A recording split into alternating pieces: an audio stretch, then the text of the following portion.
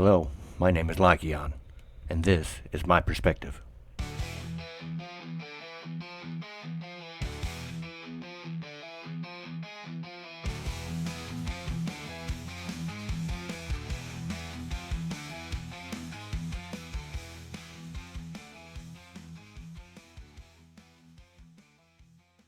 On this episode, I'll be sharing with you a true story, a story about judgment, death, and resurrection. My story begins with a man named David. David remembered being a good person when he was young, but over the years become less caring and more like a child. He was selfish, self-serving, and never gave anyone's feelings a second thought. He alienated everyone in his life, believing he was superior to everyone else, and didn't know how to show either love or respect. David was a narcissist. Unfortunately, David lived most of his life being this way without a clue of what damage he was doing to his life or the people in his life. For more than 30 years, David spiraled deeper into his own chaos, thinking that his attitude and his way of life was the way a man was supposed to be. He believed this with all his heart. He thought that this was what a man acted like. After destroying one marriage, David met a wonderful woman and remarried. This woman helped him see his flaws and his selfish ways. It was a very rough start. After 10 years of marriage and many fights later, David decided to stop drinking. David had a problem with alcohol most of his life, and it always worsened his behavior towards others. It let his demons out. Around this time, David made a decision that would change his life forever. He started smoking weed. Despite being opposed to it for most of his life, he decided to give it a chance. Being an alcoholic, David needed something to fill the niche. It was the best decision he had ever made. One night, after smoking, relaxing in bed, he noticed a vibration in his body. Though it was a typical part of his high, this time he focused on it. He began experimenting with the sensation, moving it up and down his body and observing the intense feelings that it brought. After weeks of practice, David discovered that sitting cross-legged in his chair gave him greater control over this vibration. By concentrating, he could guide the vibration up his spine and into his entire body. Once the vibration reached his mind, he could shut out the world around him. It was peaceful, like nothing he had ever experienced. Complete silence, no stress, no fear. After a time, David started to see himself from the outside. A detached perspective that allowed him to observe his own actions as though he was a spectator. Once David reached this point of meditation, he started hearing a voice. It was a familiar voice, one that had always been there, but was very faint. David started to concentrate on the voice. The voice grew louder and more distinct, and impossible to dismiss. It spoke only the truth, speaking without feeling, without an opinion, and without an ego. It was his voice, but not his voice. It was him, but a part of him that he had chosen not to listen to for a majority of his life. Once he reached this point, the voice became a full time of David's mind. Once the voice was clearly heard, it began a 4-day ordeal that would change David's perspective on his whole existence. Viewing his life from this perspective, David saw his entire life through the eyes of the people he had hurt. He felt their pain, lived in their shoes, and understood the consequences of his actions. It was both the best and the worst experience of his life, a harrowing torment that brought clarity and relief. For the first time, David could truly see himself and it hurt. But knowing that once you see a problem, you can fix it, this made him incredibly happy. This went on for 3 days. The whole time, David could see everything in his life had happened for a reason. Everything that he went through in his life was because of the decisions that he had made. He was not a victim to others, but a victim of himself. He was the author and he held the pen. Knowing this, he was going to make up for everything. His whole life was leading up to this moment.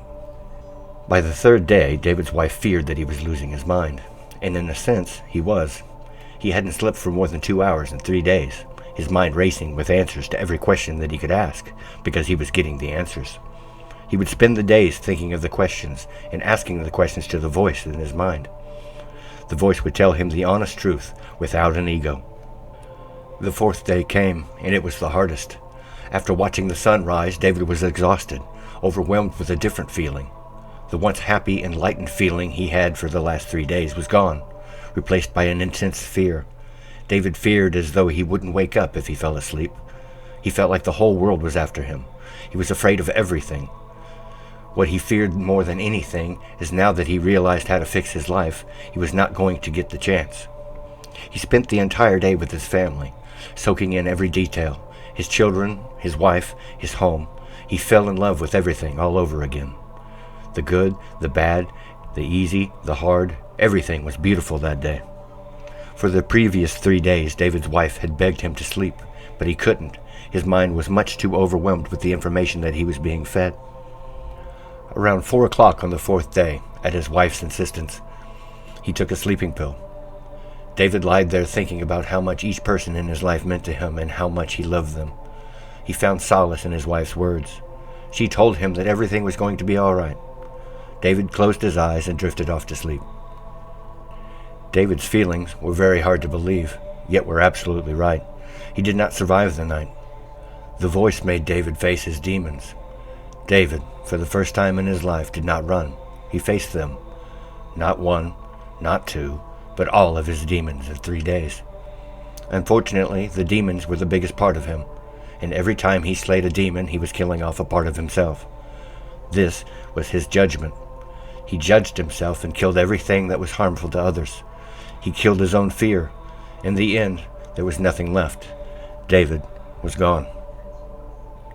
For 3 days, David learned who he truly was. He was not happy about who he had become. He turned to the voice in his head to find the answers to fixing himself. He left that knowledge for me. He made me the man I am today. I am everything David was not. So what do you think? Did David have a connection with a higher power, a guiding force you could call God, Source, the Holy Spirit? Or perhaps it was simply his own conscience. Whatever it was, it led him down a path of enlightenment, a path of change. It led him down a road to be reborn. What about the voice, you might ask? Although David is gone, the voice still lives within me. It did not die with David. It guides me, loves me, and cares for me.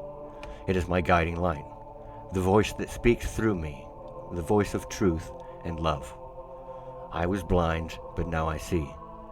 This was David's gift, all of his knowledge with none of his pain, and only I and the voice remain. David was not a good man, but he was good enough to realize his mistakes. He learned how to unlearn and had passed it to me. I am still David, but everything bad is gone. I had a choice. I could either be David the narcissist, or be a man that loves and respects the people that love him. Be a man who cares only about himself, or a man that cares about everyone before him. I choose to be a man that respects and loves his wife, children, family, and friends for what and who they are, rather than needing them to show me love and attention. I am the Father, the Son, and the Holy Spirit. David, Lycaon, and the voice within me. Love, understanding, and light. Me, myself, and I. I am Lycaon. If you would like to help me spread love, make sure to visit and follow my Lycaon Facebook page. And if you just want to tell me your thoughts, leave a comment. I would love to hear what you think. Until next time, live life and spread love.